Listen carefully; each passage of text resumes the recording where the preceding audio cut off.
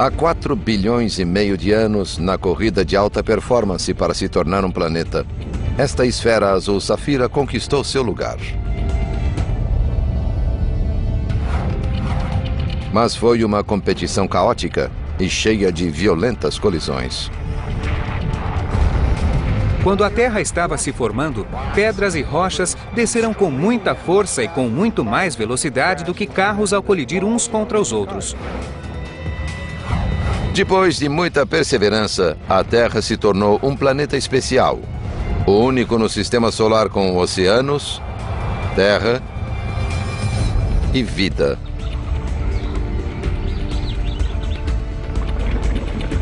As bactérias ajudaram a criar o oxigênio. Devemos nossa existência à escória da natureza. Apesar dos desastres modernos que o assolam, o planeta continua uma das criações mais deslumbrantes do universo. Vamos viajar a bordo da nave Terra.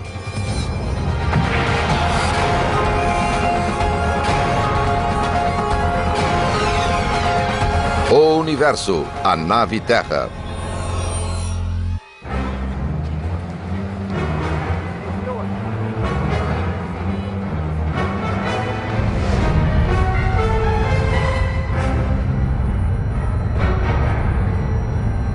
Imagine que os extraterrestres existissem e quisessem visitar o planeta Terra.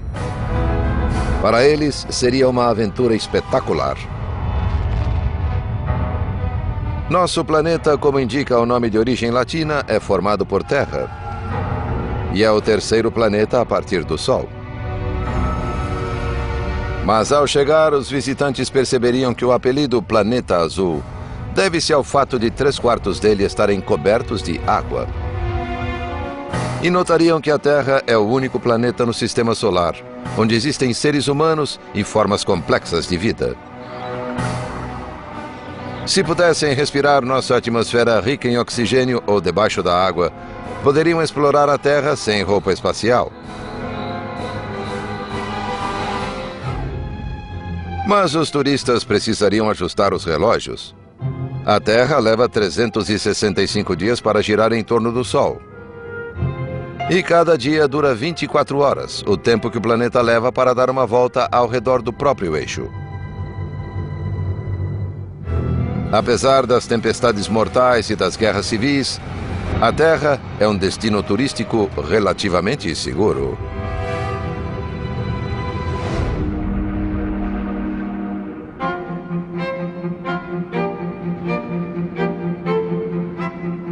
A Terra é um planeta muito especial, assim como o Porsche é um carro muito especial. Nosso planeta se formou no lugar certo do sistema solar. De fato, é o único lugar em que, até onde sabemos, plantas e animais vivem em condições naturais. O renomado astrônomo Donald Brownlee dedicou a vida a desvendar os mistérios em torno da origem da Terra. Segundo ele, a Terra venceu a corrida para se tornar um planeta capaz de sustentar a vida. Mas foi um torneio repleto de perigos e intrigas. Muitas coisas aconteceram na Terra para que ela se transformasse no que é hoje, e muitas dessas coisas envolveram sorte. Há 4 bilhões e meio de anos, um canto do planeta foi cenário de um colossal espetáculo de fogos. Uma imensa estrela explodiu, formando uma supernova. A explosão dessa estrela pode ter causado o declínio gravitacional da nuvem que formou o Sol.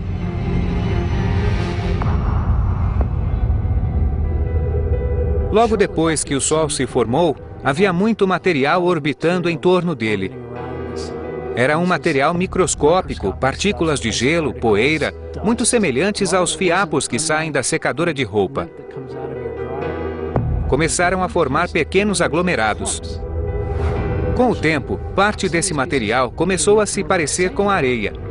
Eram porções de silicato e começaram a se agrupar e a formar pequenas pedras, pequenas rochas.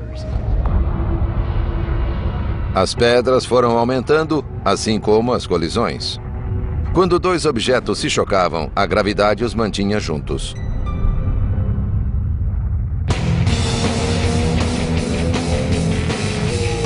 Os Porsches são velozes e os planetas também são velozes. Quando a Terra se formava, partículas, rochas e pedras caíam sobre ela com muito mais velocidade do que esses carros batendo uns nos outros.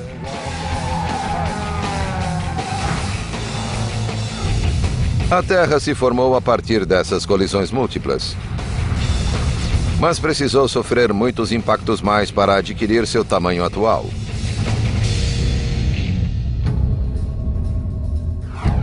Para entender melhor esse processo de formação, Pete Schultz e seu ex-aluno Seiji Sugita tentam recriar os primeiros impactos sobre a Terra com o canhão vertical do Centro de Pesquisa Ames, na NASA. O lugar parece um armazém e abriga um imenso canhão de gás que se assemelha a um míssil balístico. O canhão vertical lança projéteis contra alvos em uma câmara a vácuo. O fato de esse canhão poder ser carregado em ângulos diferentes torna-o muito realista em termos de comparação com o que aconteceu na superfície da Terra há 3,5 ou 4 bilhões de anos.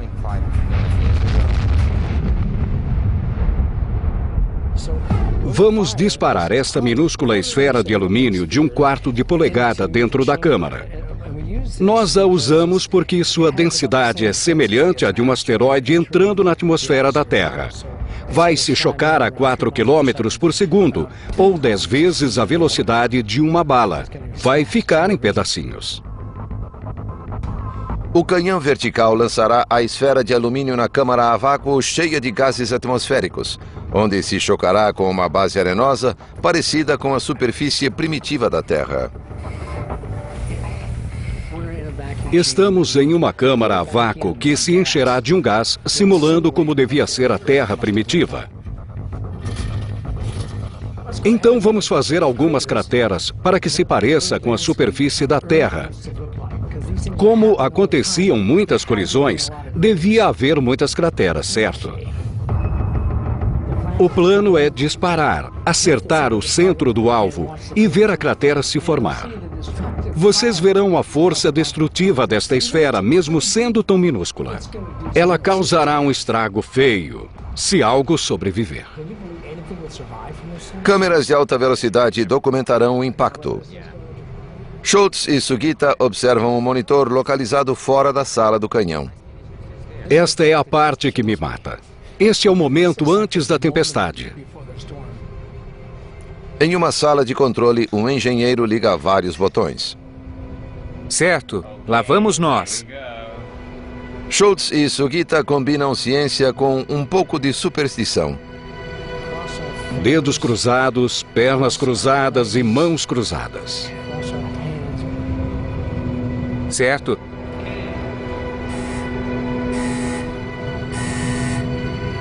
Isso me deixa louco.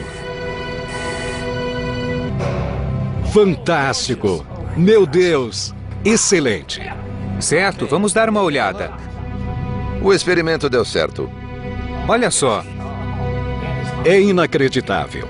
Imagine isto acontecendo na Terra. Isto seriam nuvens se deslocando a velocidades comparáveis à dos tornados. Ou até maiores. Sim, até maiores. Viu o que acontece? O vídeo revela uma imagem realista e assustadora do que ocorreu nos princípios da Terra. Que trilha brilhante. Certo, vamos lá.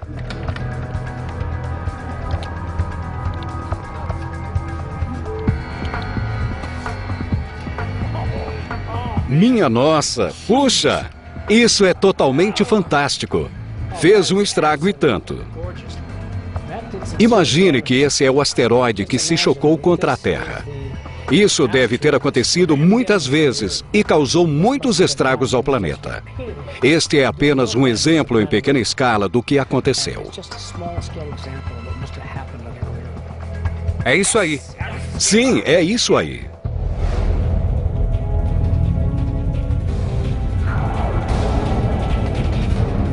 Alguns objetos que colidiram contra a Terra tinham quase 500 quilômetros de diâmetro.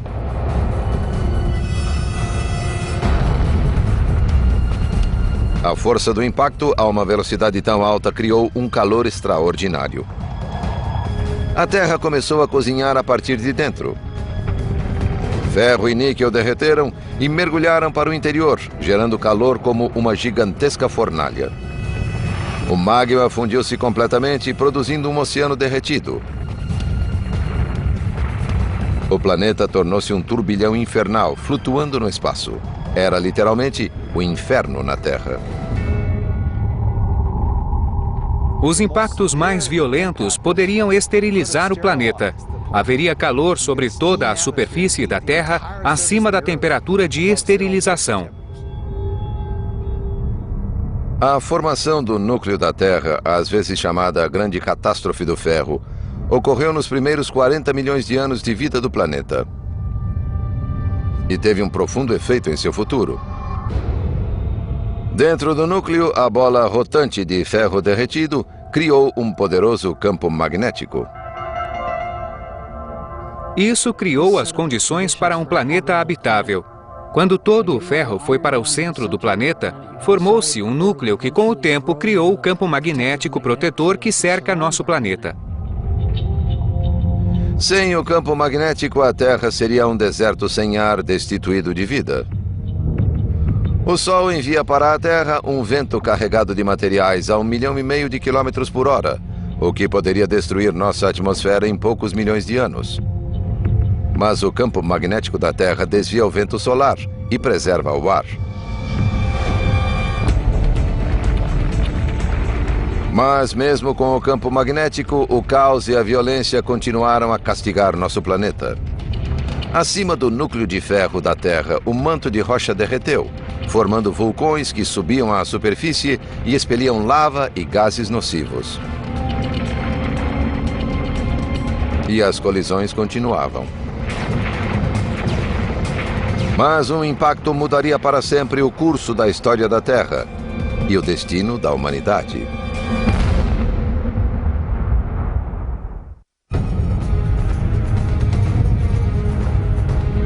Cerca de 50 milhões de anos depois do começo de sua formação, a Terra sofreu uma colisão que a desviaria para um novo rumo. Um objeto do tamanho de Marte colidiu com a Terra, que já tinha 80% de seu tamanho total. O impacto explosivo derreteu as duas camadas externas e as fundiu, aumentando as dimensões do planeta. Detritos fundidos que restaram se aglutinaram, formando a Lua.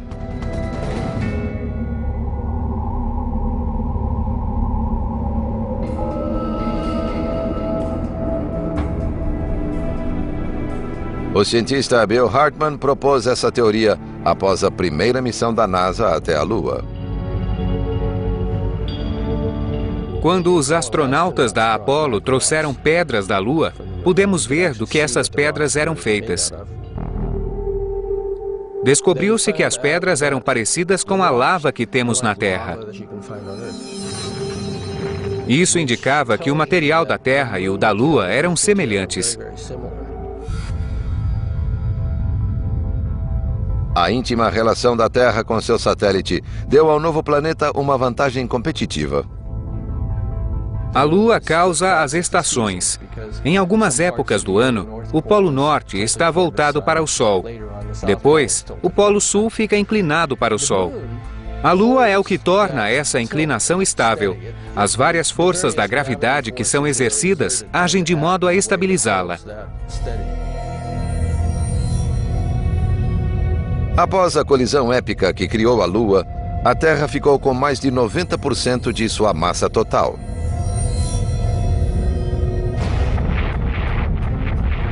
A formação dos planetas envolveu quase uma competição biológica de muitos corpos colidindo a velocidades muito altas.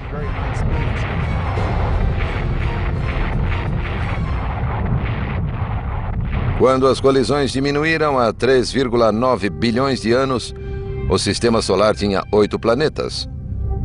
Ou 9, para quem ainda conta Plutão.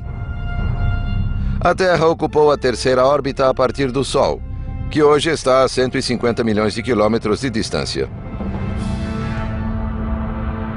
Os planetas não gostam uns dos outros. Eles se puxam gravitacionalmente para manter a mesma distância entre si. Cada planeta está a uma certa fração mais distante do Sol.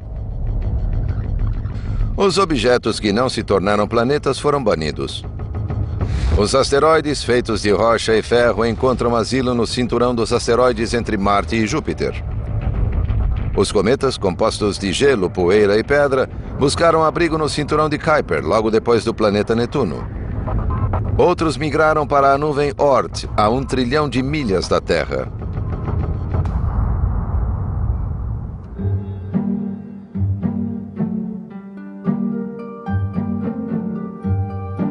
Esses Porsches amassados são uma boa analogia com o início do Sistema Solar. São como os cometas e asteroides que sobreviveram. Tal como os carros que são guardados por causa de suas peças, cometas e asteroides também contêm peças vitais que permanecem desde a formação do Sistema Solar. Ao longo da história da Terra, muitos asteroides escaparam da órbita e caíram em nosso planeta como meteoritos. Os cientistas analisaram esses meteoritos e descobriram sua idade por meio de datação radioativa. E como foram formados ao mesmo tempo que os planetas, os meteoritos forneceram a idade da Terra, cerca de 4 bilhões e meio de anos. Em termos científicos, é fantástico. É como fazer sua árvore genealógica e encontrar vestígios de seus ancestrais nos primórdios da história da Terra. Ainda estão aí. Cometas e asteroides também podem esclarecer as origens da água em nosso planeta.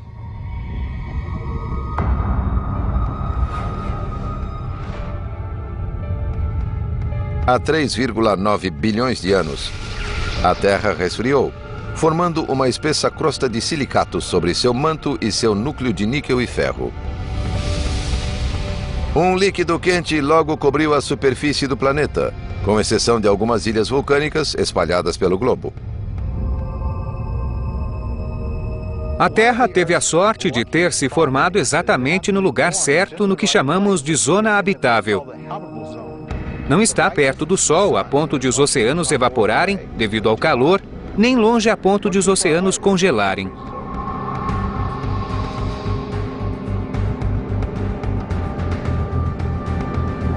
Mas de onde veio tanta água?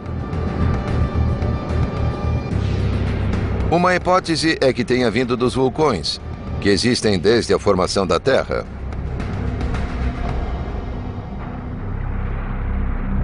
Os vulcões expeliram colossais quantidades de vapor na atmosfera.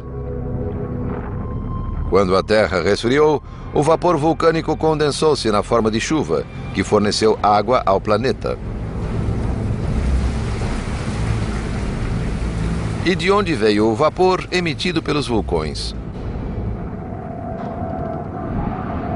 Os vulcões basicamente reciclam materiais da rocha derretida do manto terrestre, inclusive água. Mas, na verdade, essa água não é nova, pois já estava antes nos oceanos e emerge pela segunda vez.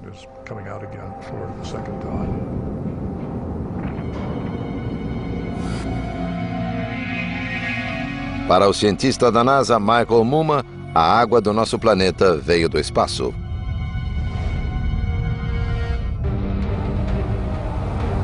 Os cometas, que são feitos de gases congelados, podem ter coberto a Terra de água durante os violentos impactos de seus primórdios. A emissão de água de um corpo congelado depende crucialmente do tamanho da partícula. Os corpos menores se romperam no alto da atmosfera. Os outros corpos emitiram o material na superfície da Terra, e esse material foi vaporizado, tornando-se a água da Terra.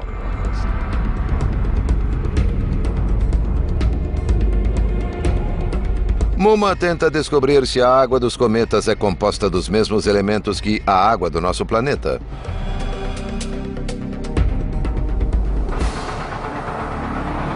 Sabemos que os oceanos da Terra contêm uma mistura de água normal, H2O, com água pesada, HDO, que inclui deutério, uma forma de hidrogênio 2 vezes mais pesada do que o hidrogênio normal. Mas é difícil estudar os cometas.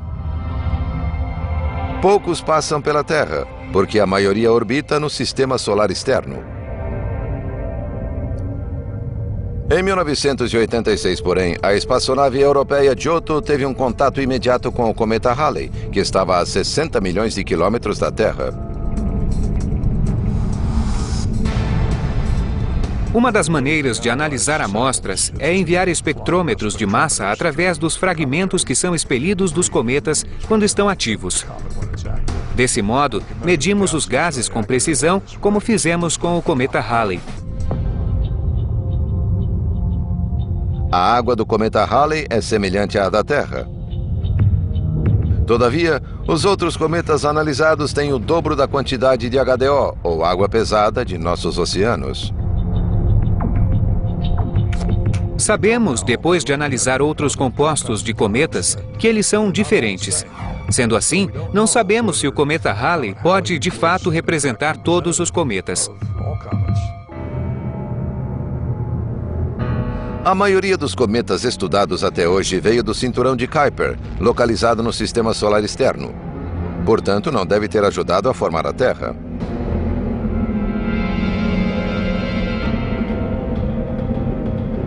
Mas o telescópio Gemini North, no Havaí, recentemente descobriu cometas em um lugar improvável. O cinturão dos asteroides, localizado entre Marte e Júpiter. Esses corpos gelados podem ter o mesmo tipo de água que a Terra, porque foram formados no sistema solar interno mais próximo ao Sol.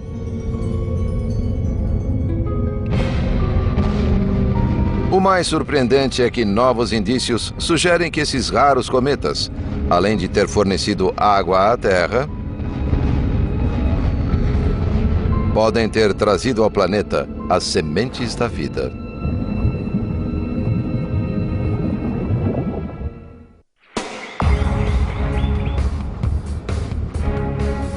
A origem da vida.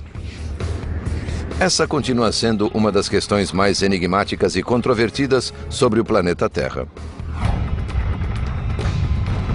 Uma coisa é certa.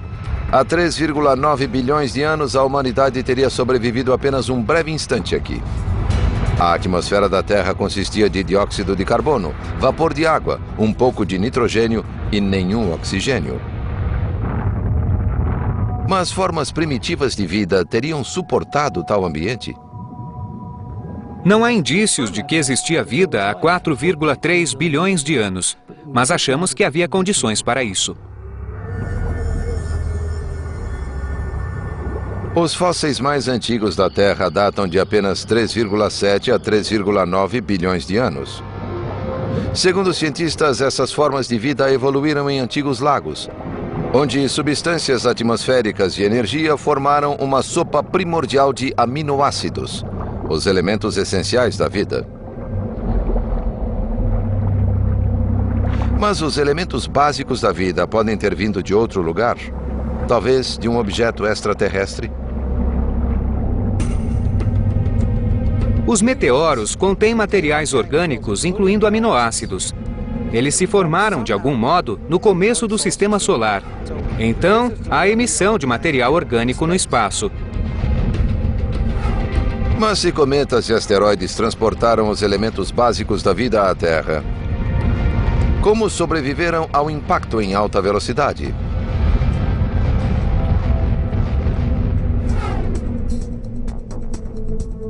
No Centro de Pesquisa Ames da NASA, Pete Schultz e Seiji Sugita realizam outro experimento avançado com o canhão vertical.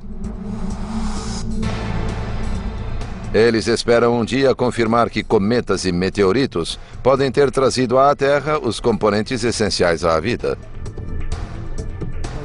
Estamos investigando a sobrevivência desses elementos essenciais. Podem ter sido trazidos para a Terra e ajudado a semear o planeta para que as bases da vida começassem a existir.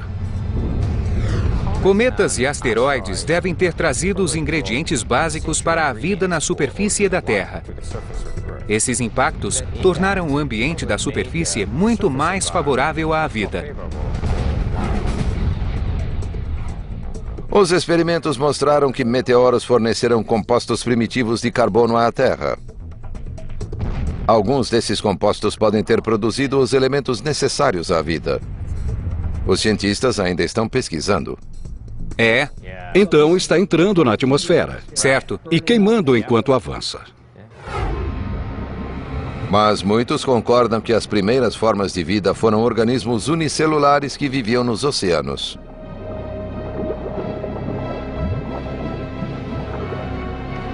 Hoje, os biólogos procuram os descendentes de nossos ancestrais mais antigos em alguns dos locais mais inóspitos da Terra.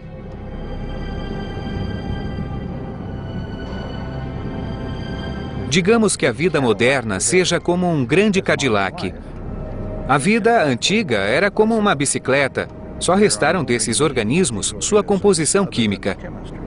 Acho que é importante ter em mente que nos primeiros 2 bilhões de anos da história da vida neste planeta, só existiam micróbios. O professor Ken Nilsson é um caçador de micróbios. Percorre o planeta em busca das menores formas primitivas de vida que existem até hoje. A Terra primitiva era cheia de hidrogênio, sulfeto de hidrogênio, muito metano, algum dióxido de carbono. Então, era um lugar cheio de energia. Os micróbios exploraram cada recanto do planeta em busca de energia. Alguns chamam essas formas primitivas de vida de extremófilos ou termófilos, organismos que sobrevivem em condições extremas. Imagine que um enorme meteorito atingiu a Terra, fazendo a temperatura subir 40 graus.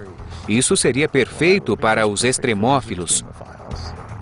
Uma coisa que sabemos, por exemplo, é que os organismos mais antigos, os mais próximos ao primeiro ancestral comum, eram todos organismos termófilos. Isso prova que a vida evoluiu sob temperaturas altas.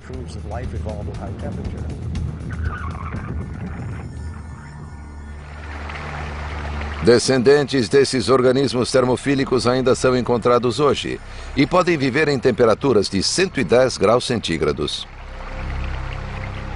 Se quiser encontrar termófilos, vá ao Parque Yellowstone, aos lagos borbulhantes e tanques de água mal cheirosa. Durante anos, pensou-se que eram estéreis. Mas estão cheios de vida, repletos de organismos se adaptando a esses extremos. Os extremófilos atuais podem provar que a vida prosseguiu e se adaptou sob as condições extremas da Terra durante seu início turbulento. Mas como micróbios unicelulares se transformaram em formas de vida complexas? Há cerca de 3 bilhões de anos, formas de vida primitiva absorviam a energia do Sol.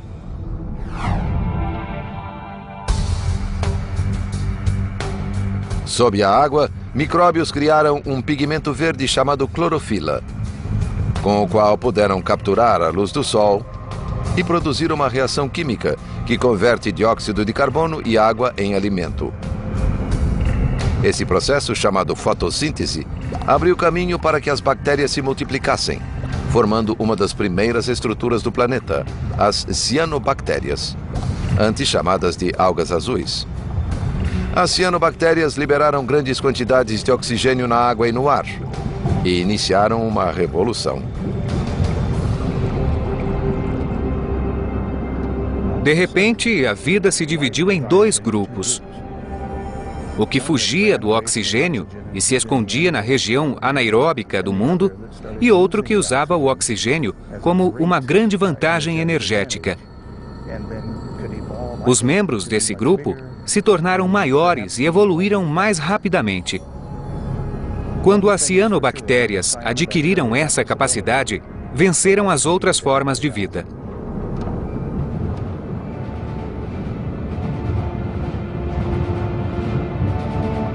Graças às cianobactérias, a vida pôde se diversificar rapidamente e se tornar mais complexa.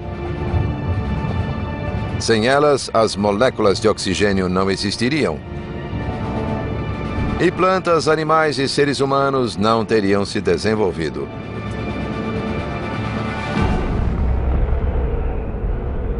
Então, sem as cianobactérias, nós não existiríamos. Nós devemos nossa existência à escória da natureza. Todos nós viemos do mesmo lugar. Por isso temos muitas coisas em comum com as bactérias. Não há a menor dúvida.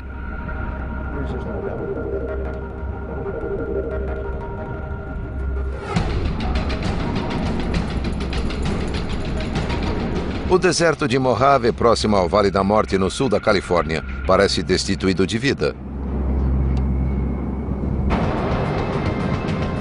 Mas sob a superfície desse lago seco, os ancestrais do homem se multiplicam.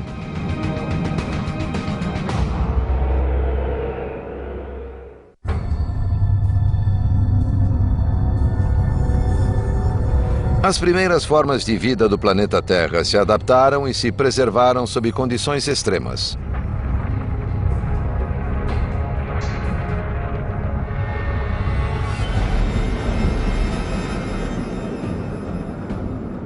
Hoje, no árido deserto de Mojave, na Califórnia, o geobiólogo Ken Nielsen procura os segredos da vida. Ele descobriu que organismos microbianos modernos também florescem nesses lugares inóspitos. O que vemos quando olhamos esse ambiente é algo como uma série de túneis ou montes. São feitos pelos gases produzidos pelos micróbios que vivem neste terreno. Se pegarmos água e reidratarmos esta porção do solo e a examinarmos ao microscópio, veremos muitos micróbios por toda parte.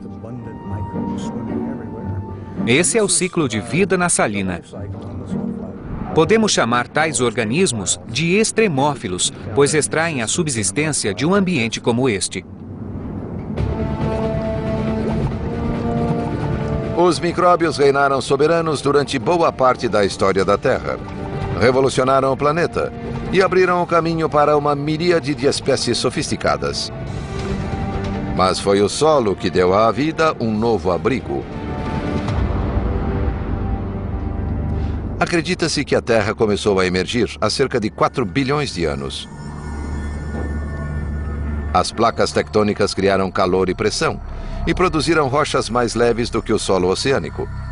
Estas rochas flutuaram e se acumularam, criando continentes que mudariam de tamanho e forma ao longo do tempo.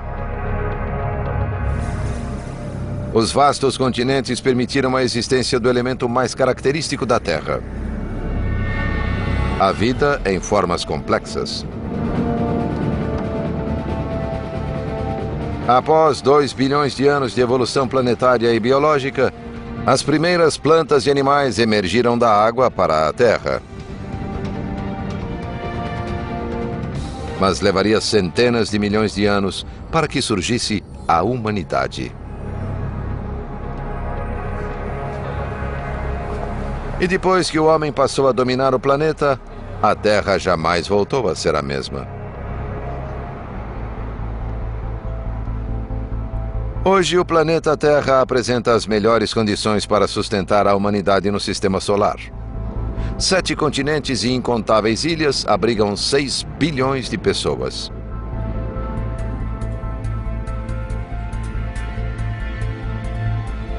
Mas durante a maior parte da vida da Terra, os seres humanos não existiram.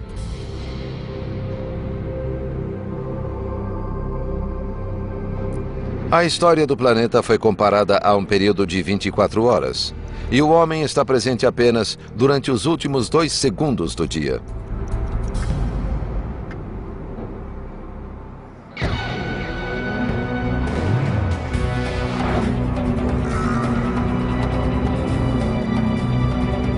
Estamos dirigindo a uma velocidade relativamente moderada. Este carro roda suavemente, em um percurso muito controlado. Isso lembra a vida na Terra, que teve seus altos e baixos, mas em comparação à evolução em outros planetas, a Terra tem sido uniforme durante bilhões de anos. Por isso, a vida se desenvolveu aqui.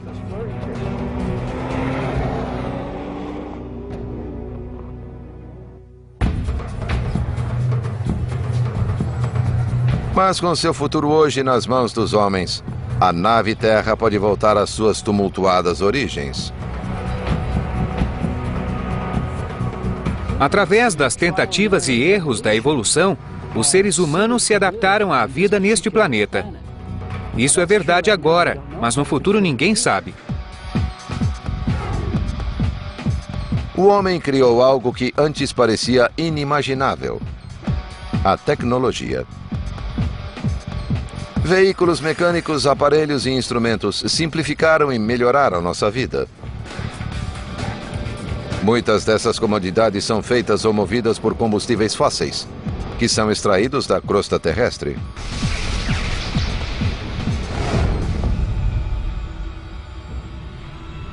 Mas nos últimos 100 anos, essas inovações levaram a uma crise planetária.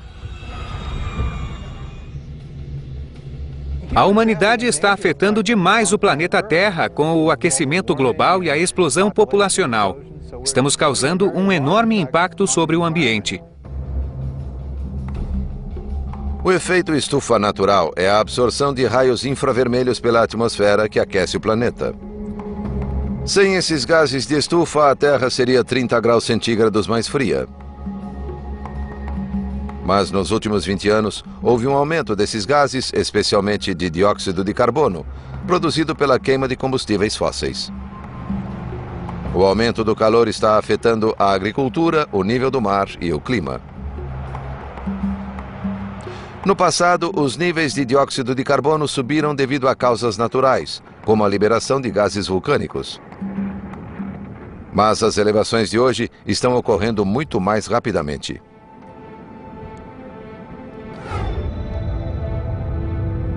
Para visualizar essas mudanças drásticas, é preciso viajar às zonas pouco habitáveis do planeta Terra. Lá, o futuro da humanidade está literalmente derretendo.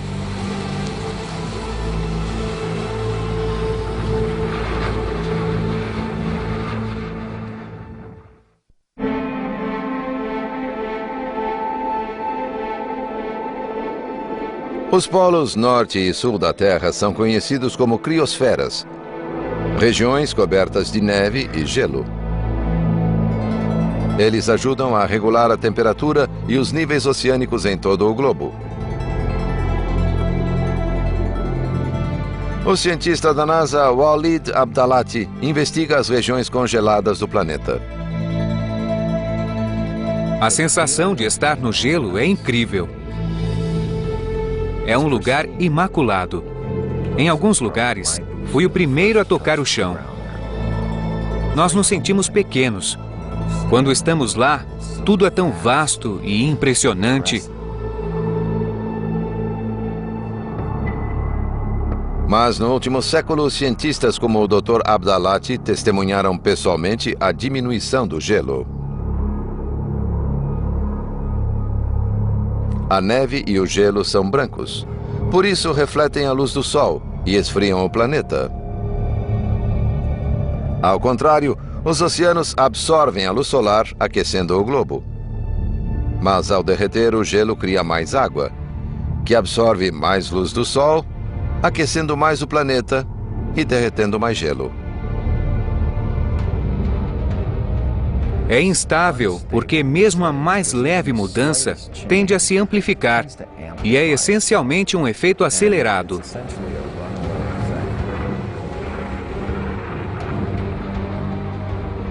As calotas polares da Terra estão em perigo.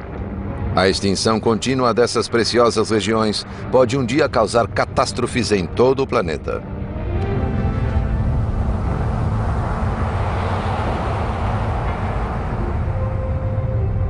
No Polo Sul, o continente da Antártida contém 70% da água doce do mundo. Plataformas glaciais que cercam o continente seguram o gelo como uma grande barragem. mas estão enfraquecendo. Após 12 mil anos de solidez, a plataforma Larsen B desmoronou em apenas 5 semanas.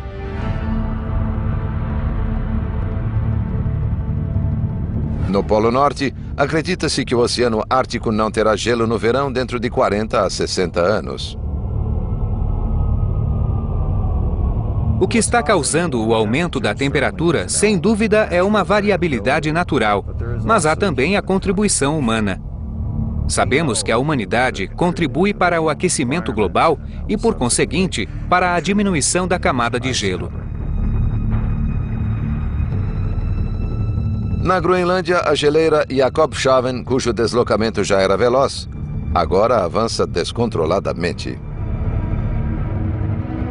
Agora ela se desloca a cerca de 1,5 metros por hora, o que para uma geleira é muito rápido.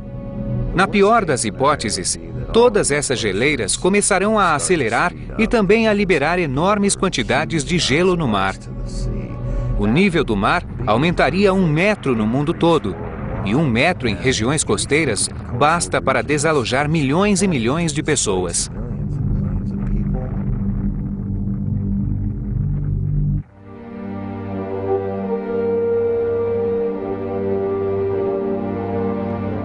A humanidade é capaz de estabilizar os poluentes, mas pode demorar décadas.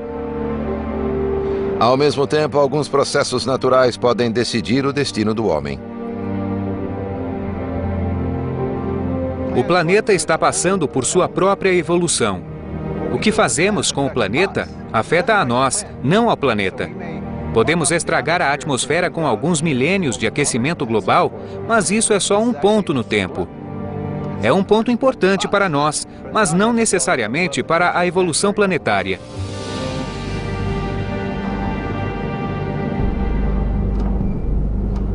Don Brownlee e o colega Peter Ward mediram os sinais vitais do planeta, e o prognóstico é sombrio. A Terra, como viveiro para animais e seres humanos, está chegando ao fim. O Sol está ficando cada vez mais quente e brilhante. O problema que existe para o futuro da vida na Terra é que, quando o Sol ficar mais quente, espera-se que o dióxido de carbono seja quase completamente removido da atmosfera. E a era das plantas e dos animais chegará ao fim.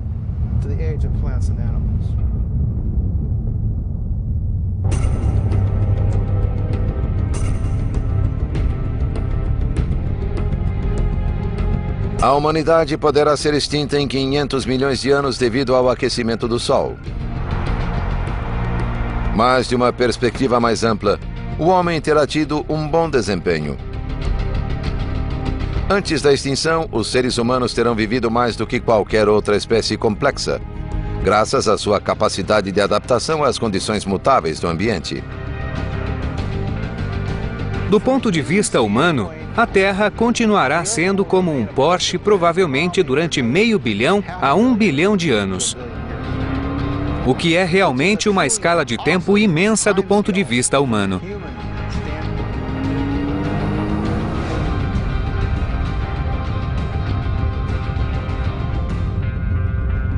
Enquanto a nave Terra avança por territórios inexplorados, a humanidade pode refletir sobre as incríveis conquistas e a sobrevivência admirável do planeta, no violento ambiente chamado Universo.